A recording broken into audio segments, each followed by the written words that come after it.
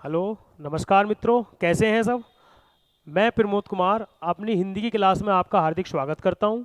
कल हमने वर्णमाला के जो संबंधित क्वेश्चन थे वो हमने सोल्व किए। इसके आगे अब हमारा अगला टॉपिक आता है संज्ञा। देखिए, आज जो हम संज्ञा पढ़ेंगे, तो इस संज्ञा के टॉपिक को पढ़ने के बाद में आपका संज्ञा से संबंधित कोई भी सवाल कभी गलत नहीं होगा। संज्ञा का आपका कॉन्सेप्ट बिल्कुल क्लियर हो जाएगा, कहीं आपको किसी प्रकार की कोई दिक्कत आने वाली नहीं है।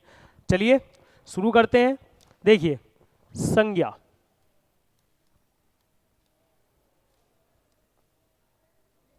सबसे पहली बात आती है संज्ञा का मतलब क्या है। देखिए, संज्ञा का शाब्दिक अर्थ या मतलब होता है नाम। अगर मैं संज्ञा की बात करूं तो संज्ञा का अर्थ है नाम।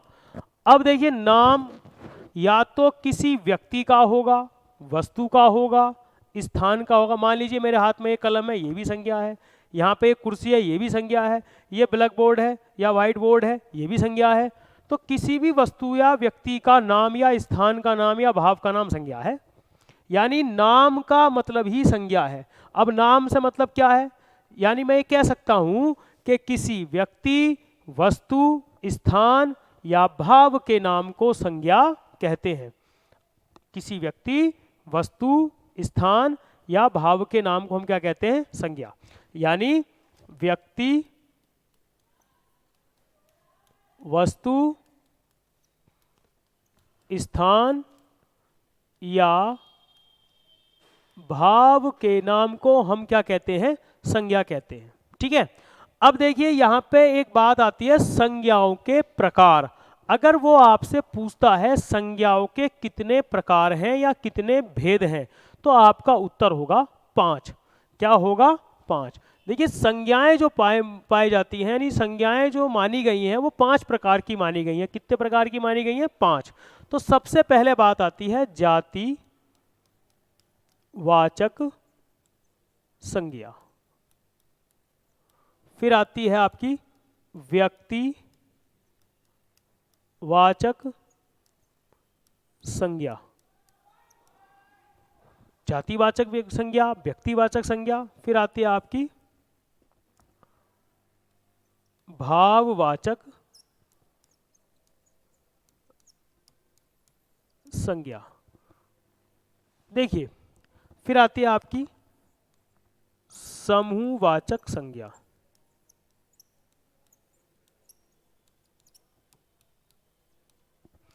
फिर आती है आपकी द्रव्य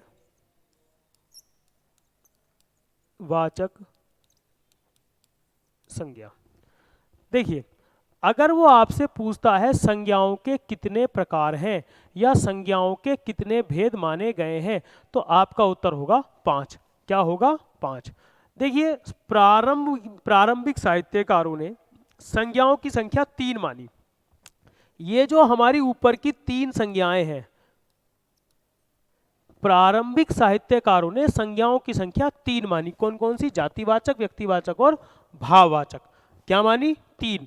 तो अगर वो आपसे पूछता है उत्पत्ति या रचना के आधार पर, देखिए उत्पत्ति या रचना के आधार पर, तो संज्ञाओं की संख्या कितनी है, 3। यानी उत्पत्ति या रचना के आधार पर संज्ञाओं की संख्या 3 है, क्योंकि प्रारंभिक साहित्यकारों ने संज्ञाओं की संख्या 3 मानी। अब एक बात बताओ, 3 से काम क्यों नहीं चला, हमें 5 की आवश्यकता क्यों हुई, 5 क्यों हुई। देखिए, कुछ जातिवाचक संज्ञाएं ऐसी पाई गई जो हमेशा समूह का बोध कराती हैं, अर्थात समूह में पाई जाती हैं। ठीक है। और कुछ जातिवाचक संज्ञाएं ऐसी पाई गई, जैसे मान लीजिए मैंने एक शब्द लिखा पुलिस, मैंने एक शब्द लिखा सेना, मैंने एक शब्द लिखा संसद। ये कैसी संज्ञाएं हैं, ये समूहवाचक संज्ञाएं हैं। लेकिन ये जातिवाचक भी तो हो सकती हैं। भाई, सेना किसी भी देश की सेना हो सकती है, पुलिस कहीं की भी, संसद कहीं की भी हो सकती है, कक्षा किसी भी कहीं की भी कक्षा को हम कक्षा कहते हैं, कक्षा भी अपने आप में समूहवाचक संज्ञा है। तो कुछ जातिवाचक संज्ञाएं ऐसी पाई गई, भाई हमें 5 की आवश्यकता क्यों पड़ी, हमारा काम 3 से क्यों नहीं चला, क्योंकि कुछ जातिवाचक संज्ञाएं ऐसी पाई गई जो हमेशा समूह का बोध कराती हैं, अर्थात समूह में पाई जाती हैं, और कुछ जातिवाचक संज्ञाएं ऐसी पाई गई जिनकी नापतोल की जाती है, अर्थात जिनके साथ मात्रक या यूनिट का प्रयोग किया जाता है। मान लीजिए मैंने लिख दिया चावल, मैंने लिख दिया गेहूं, मैंने लिख दिया दूध, मैंने लिख दिया आटा, मैंने लिख दिया सोना। अब देखिए कोई भी धातु है तो धातु के साथ हमेशा देखिए जो भी संज्ञा है जिसके साथ मात्रक या यूनिट का प्रयोग हो रहा है, अर्थात जिसकी नापतोल हो रही है, वो द्रव्यवाचक है, मटेरियल नाउन है। तो कहने का मतलब यह है कि कुछ जातिवाचक संज्ञाएं ऐसी पाई गई जिनके साथ मात्रक या यूनिट का प्रयोग किया गया, कुछ जातिवाचक संज्ञाएं ऐसी पाई गई जो समूह का बोध कराती हैं। तो यानी मैं ये कह सकता हूं कि ये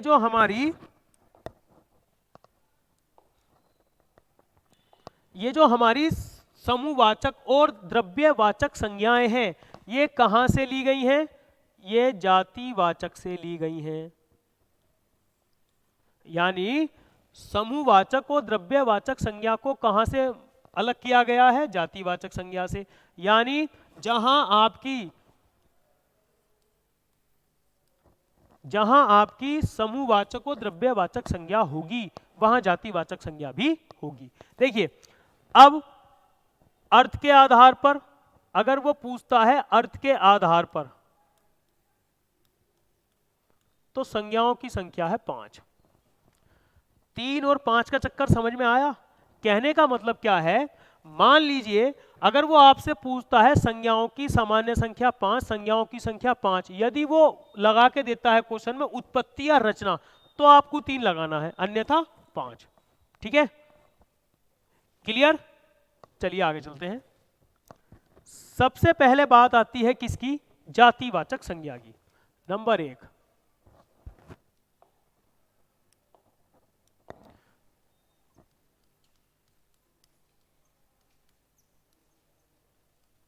जातिवाचक संज्ञा। देखिए जाति का मतलब होता है संपूर्ण जाति से वे संज्ञाएं या वे संज्ञा शब्द जिनसे एक ही संज्ञा शब्द से पूरी जाति का बोध होता है, जातिवाचक संज्ञा कहलाती है। मान लीजिए मैंने लिख दिया देश, मैंने लिख दिया नदी, मैंने लिख दिया पहाड़, ठीक है, मैंने लिख दिया प्रधानमंत्री, मैंने लिख दिया गाय। तो कहने का मतलब क्या है, वे संज्ञाएं या वे संज्ञा शब्द जिनसे एक ही संज्ञा शब्द से पूरी जाति का बोध होता है, जातिवाचक संज्ञा कहलाती है। देखिए अगर मैंने ये देश लिखा है तो इस देश का मतलब क्या है? संसार के समस्त देश की बात कर रहा है, पर्टिकुलर किसी एक देश की बात नहीं कर रहा है। यानी ये जो नदी है, ये जो नदी मैंने लिखा है, बताइए कौन सी नदी है? ये किसी एक पर्टिकुलर नदी की बात नहीं हो रही, संसार की समस्त यानी पूरी जाति की बात हो रही है। अगर मैं गाय की बात कर रहा हूं तो समस्त गाय जाति की बात हो रही है। ठीक है, तो ये सब क्या है? जातिवाचक संज्ञाएं हैं, वे संज्ञाएं जिनसे पूरी जाति का बोध होता है, यानी वे संज्ञा शब्द या वे संज्ञा जो पूरी जाति का बोध कराती है, जातिवाचक संज्ञा कहलाती है। देखिए अगली बात आती है आपकी, अगर मैं बात करूं जातिवाचक संज्ञा का प्रयोग सामान्यतः बहुवचन में किया जाता है। देखिए इसके कोई पर्टिकुलर नियम नहीं है, लेकिन कुछ नियम मैं आपको बता देता हूं। सबसे पहला नियम कहता है जितने भी हमारे पद हैं, पदों के नाम प्राय जातिवाचक संज्ञा होते हैं। जैसे मैंने लिख दिया प्रधानमंत्री, मैंने लिख दिया राष्ट्रपति, प्रधानमंत्री, जिलाधिकारी। सबसे पहली बात आती है पदों के नाम प्राय जातिवाचक संज्ञा होते हैं, चाहे कितना ही बड़ा पद हो, कितना ही छोटा पद हो। प्रधानमंत्री, राष्ट्रपति, मुख्यमंत्री, जिलाधिकारी, अध्यक्ष, उपाध्यक्ष, प्रधानाचार्य, नगर अध्यक्ष, सब क्या है? जातिवाचक संज्ञाएं हैं। अगला नियम कहता है आपका व्यवसाय, प्रोफेशंस, व्यवसायों के नाम प्राय जातिवाचक संज्ञा होते हैं। जैसे मजदूर, किसान, डॉक्टर, वैज्ञानिक आदि। भिखारी, किसान, डॉक्टर, खिलाड़ी, नेता, अभिनेता, अध्यापक, वैज्ञानिक सब क्या हैं? जातिवाचक संज्ञाएं हैं। इसके बाद तीसरा नियम कहता है जितने भी आपकी प्राकृतिक आपदाओं के नाम होते हैं, जैसे भूकंप, ज्वालामुखी, आकाशीय बिजली और ये आपका आंधी तूफान, सब क्या है? जातिवाचक संज्ञा है। जैसे आंधी,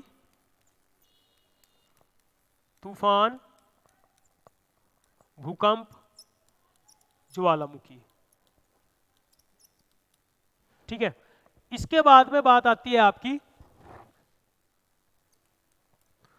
फलों और सब्जियों के नाम प्राय जातिवाचक संज्ञा होते हैं। जैसा आपका आया आम, सेब, केला, आलू, गोभी। तो फलों और सब्जियों के नाम प्राय जातिवाचक संज्ञा होते हैं। अगला नियम आपका कहता है मिठाइयों और मसालों के नाम प्राय जातिवाचक संज्ञा होते हैं। जैसे रसगुल्ला, बर्फी। ये मिठाइयों की बात अगर मैं करूं तो हल्दी, धनिया, जीरा। मिठाइयों और मसालों के नाम प्राय जातिवाचक संज्ञा होते हैं। ठीक है। अगली बात अगर मैं करूं तो यातायात के साधनों के नाम, जैसे मान लीजिए उसने लिख दिया बस, ट्रक, कार, रेलगाड़ी। इसके बाद में बात आती है ओढ़ने, बिछाने और पहनने वाले वस्त्रों के नाम प्राय जातिवाचक संज्ञा होते हैं। जैसे अगर मैं बात करूं किसकी, कुर्ता, पैजामा, ठीक है, पैंट, शर्ट,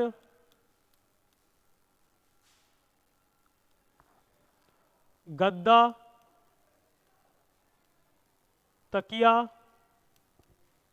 शॉल आदि। ओढ़ने, बिछाने और पहनने वाले वस्त्रों के नाम प्राय जातिवाचक संज्ञा होते हैं। अगला नियम कहता है जो रिलेशनशिप होते हैं, रिश्ते होते हैं, तो रिश्तों के नाम प्राय जातिवाचक संज्ञा होते हैं। जैसे चाचा, चाची, पिता, दादा, दादी। ठीक है। कोई भी रिश्ता हो, कोई भी रिलेशनशिप हो, वो प्राय जातिवाचक संज्ञा होता है। अगला नियम कहता है आपका अंगों के नाम प्राय जातिवाचक संज्ञा होते हैं। किसके नाम? अंगों के नाम प्राय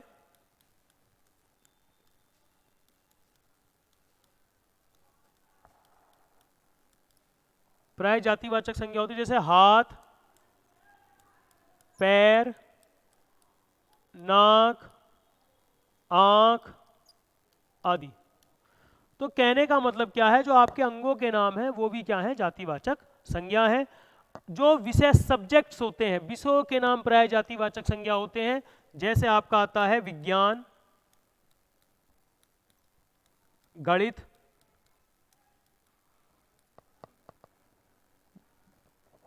भूगोल। देखिए, जैसे मैं विज्ञान की बात करूं तो विज्ञान का मतलब क्या है? एक सब्जेक्ट आप कहेंगे तो व्यक्तिवाचक में जाना चाहिए, लेकिन विज्ञान की 3 विज्ञान होते हैं, जीव विज्ञान, रसायन विज्ञान, भौतिक विज्ञान। पता नहीं कौन से विज्ञान की बात कर रहा है। फिर जीव विज्ञान में भी शाखाएं होती हैं, रसायन विज्ञान में शाखाएं होती हैं। इसलिए विज्ञान विषयों के नाम जो होते हैं, विज्ञान हो, हिंदी हो, चाहे आपका गणित हो, भूगोल हो, सब किस में आते हैं? जातिवाचक संज्ञा में आते हैं। और जातिवाचक संज्ञा का प्रयोग सामान्यतः बहुवचन में किया जाता है। ठीक है, क्लियर? इसके बाद आगे चलते हैं। देखिए, हमने बात की किसकी? जातिवाचक संज्ञा की। अब हम बात करेंगे व्यक्तिवाचक संज्ञा की। किसकी बात करेंगे? नंबर 2 पे व्यक्तिवाचक संज्ञा।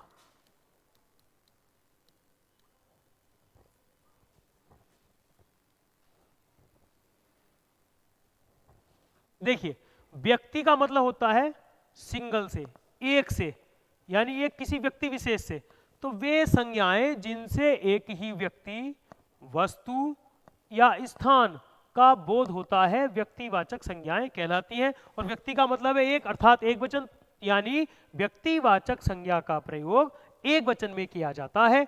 जैसे मान लीजिए मैंने लिखा था देश, मैंने लिखा था नदी, मैंने लिखा था आपका राष्ट्र प्रधानमंत्री।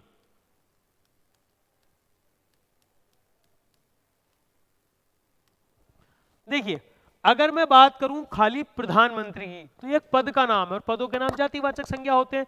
मान लीजिए मैंने यहां देश लिखा, मैं लिख दिया भारत। क्या लिख दिया मैंने? भारत। तो भारत एक देश विशेष का नाम है जो किसका देश है? हमारा देश है। तो भारत क्या हो गया? व्यक्तिवाचक संज्ञा। मैंने लिखा था नदी, मैंने लिख दिया गंगा। गंगा एक नदी विशेष का नाम है जो कहां बहती है? हमारे भारत की नदी है। तो ये क्या हो गया? गंगा व्यक्तिवाचक संज्ञा। मान लीजिए मैंने लिखा प्रधानमंत्री नरेंद्र मोदी,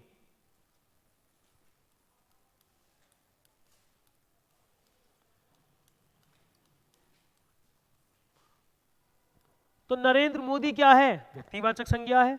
जबकि प्रधानमंत्री क्या है? जातिवाचक संज्ञा है। अगर मैं कह दूं मुख्यमंत्री तो जातिवाचक संज्ञा है। अगर मैं कह दूं मुख्यमंत्री आदित्यनाथ जी तो क्या है? व्यक्तिवाचक संज्ञा है। ठीक है। तो व्यक्ति का मतलब होता है एक वचन, यानी वे संज्ञाएं, जैसे मैंने लिखा नगर, नगर कैसी संज्ञा है? जातिवाचक है। अगर इसमें लिख दूं मैं आगरा तो ये कैसी संज्ञा है? ये व्यक्तिवाचक संज्ञा है। यानी वे संज्ञाएं जिनसे एक ही व्यक्ति, वस्तु या स्थान का बोध होता है क्या कहलाती हैं? व्यक्तिवाचक संज्ञा। और व्यक्तिवाचक संज्ञा का प्रयोग सामान्यतः एक वचन में ही किया जाता है। इसके बाद बात आती है नंबर 3, भाववाचक संज्ञा।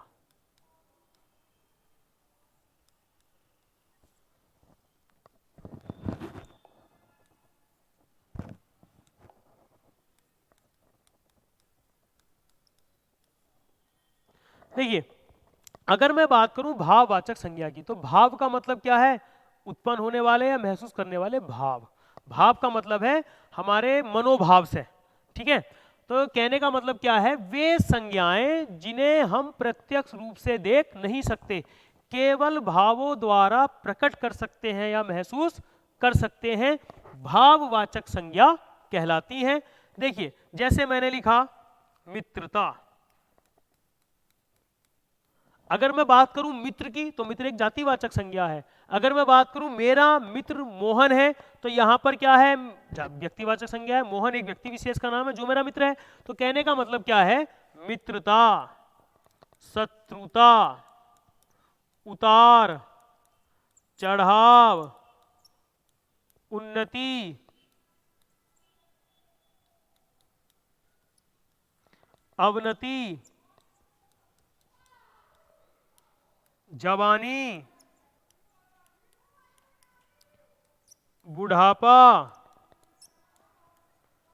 बचपन, युद्ध, ईर्ष्या, ईमानदारी। यानी ये जितने भी शब्द मैंने लिखे हैं ये वे शब्द हैं जिन्हें हम प्रत्यक्ष रूप से देख नहीं सकते। भाई मैं अगर बुढ़ापे की बात करूं तो बुढ़ापा एक अवस्था है। कभी आप मिले हैं बुढ़ापे से? कितना बड़ा था, कैसे रंग का था, कितना था? नहीं, एक अवस्था है, केवल व्यक्ति महसूस करता है। मित्रता एक भाव है। शत्रुता, अगर किसी से हमारी जो है दुश्मनी की बात है तो शत्रुता की बात हो गई। तो मित्रता और शत्रुता क्या है? एक प्रकार का भाव है। ईमानदार विशेषण है लेकिन ईमानदारी भाववाचक संज्ञा है। ईमानदारी केवल महसूस की जाती है या दिखाई जाती है, हम उससे प्रत्यक्ष रूप से देख नहीं सकते। ठीक है। यानी वे संज्ञाएं जो हम प्रत्यक्ष रूप से देख नहीं सकते, केवल भावों द्वारा प्रकट कर सकते हैं या महसूस कर सकते हैं, भाववाचक संज्ञा कहलाती हैं। क्या कहलाती हैं? भाववाचक संज्ञा। देखिए एक चीज समझिए, एक संज्ञा है मिठाई। ठीक, अगर मैं कह दूं मीठा तो मीठा विशेषण है। मीठा जब भी आएगा किसी ना किसी संज्ञा के साथ आएगा और संज्ञा की विशेषता को बताएगा। दूध मीठा है, आम मीठा है, फल मीठे हैं। ठीक है। लेकिन मैंने क्या लिखा है? मिठाई। अब देखिए मिठाई जो है ये जातिवाचक संज्ञा है। कोई भी मीठी वस्तु मिठाई हो सकती है। गुड़ भी मिठाई है, बर्फी भी मिठाई है, रसगुल्ला भी मिठाई है, लेकिन इससे एक शब्द बनता है मिठास। क्या है? मिठास। ऐसे ही खटाई और खटाई से एक शब्द बनता है खटास, जबकि खट्टा क्या है, जातिवाचक वो विशेषण है, खटाई क्या है, जातिवाचक संज्ञा है। कोई भी खट्टी वस्तु, चाहे वो इमली की है, चाहे वो कोई चटनी है, वो क्या है, खटाई है। और इससे बना खटास। तो खटास क्या है, खटास एक प्रकार का भाव है। यदि हमारे किसी से मैत्रीपूर्ण संबंध है तो हमारे संबंधों में मिठास है। अगर हमारे किसी से मैत्रीपूर्ण संबंध नहीं है, शत्रुतापूर्ण संबंध है, तो हमारे बीच में क्या है, खटास है। ठीक है, तो खटास और मिठास एक प्रकार का भाव है। मैत्रीपूर्ण व्यवहार मिठास, शत्रुतापूर्ण व्यवहार खटास। जैसे भारत और चीन के रिश्तों में खटास है, रूस और भारत के रिश्तों में मिठास है। तो मिठास और खटास क्या हो गया, ये भाववाचक संज्ञा हो गया। क्या हो गया, भाववाचक संज्ञा हो गई। ठीक है, तो वे संज्ञाएं जिन्हें हम प्रत्यक्ष रूप से देख नहीं सकते, केवल भावों द्वारा प्रकट कर सकते हैं, महसूस कर सकते हैं, भाववाचक संज्ञा कहलाती है। ठीक है, क्लियर। आगे देखते हैं। इसके बाद आती है आपकी नंबर 4 पे समूहवाचक संज्ञा।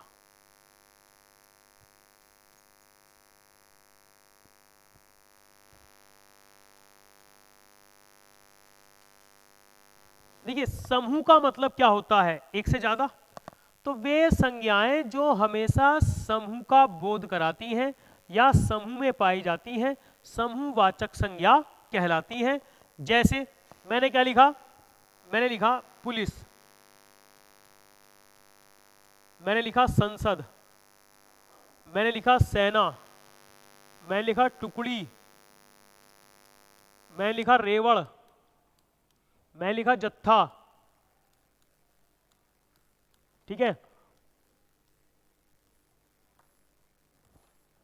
मेला, भीड़, कक्षा। ठीक, मैं लिखा वृंद, झुंड। ठीक है, हमने लिखा काफिला, मंडली।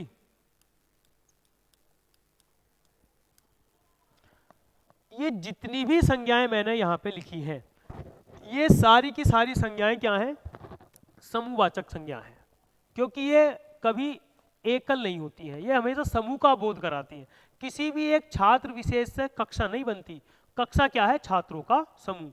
पुलिस क्या है, जवानों का समूह। सेना क्या है, सैनिकों का समूह।